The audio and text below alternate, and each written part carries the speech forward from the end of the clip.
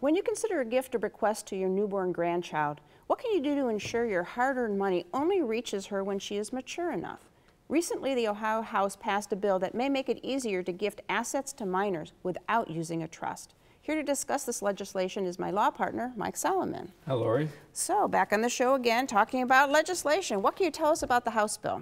Well, the House bill is 432, and what it does is it's passed the House, as I said, and it extends the time that money can be put aside in a custodial account for a child or grandchild, whoever you give the money to a minor. So it hasn't passed the Ohio Senate yet. It has to be, of course, signed by the governor, but it looks like it'll happen. So right now, the way the law is right now, if you put money aside for a minor, you set it up in a custodial account. If for a grandchild, let's say you put in the parent's name as custodian for the grandchild. Right. At age 21, it's theirs. No matter how much is in that, they get that money. All right. 21 is pretty young to handle money. That's so right. What else can you do if you don't want somebody to have their hands on the money that young?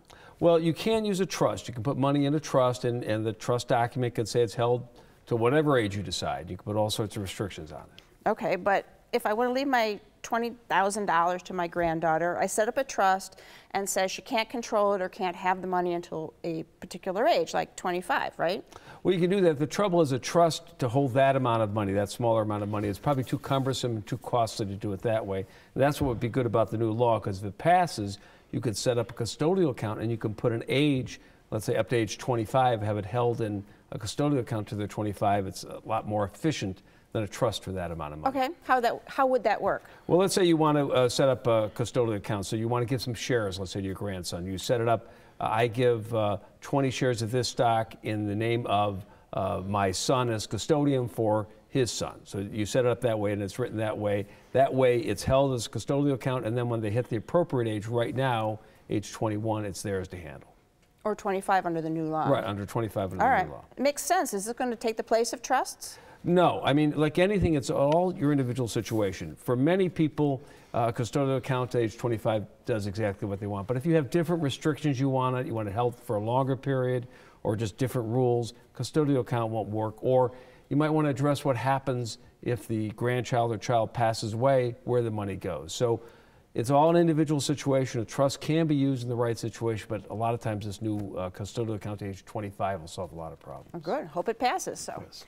We'll have to stay tuned to see what the legislature does with this bill. It does sound like a great idea for a lot of folks considering gifts to minors. But like everything else, it has to be right for your family. If you have questions, give Mike a call. The number's next.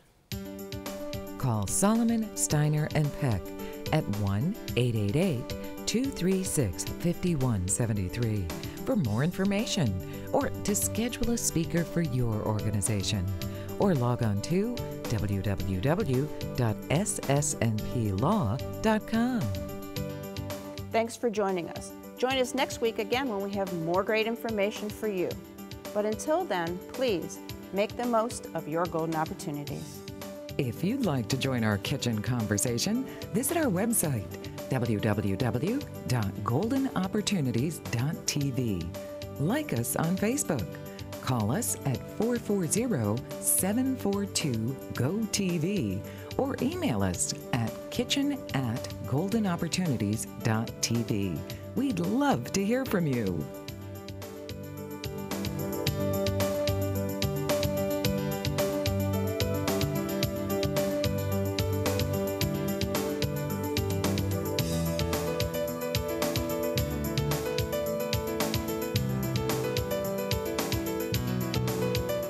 Golden Opportunities is paid for by Elder Productions.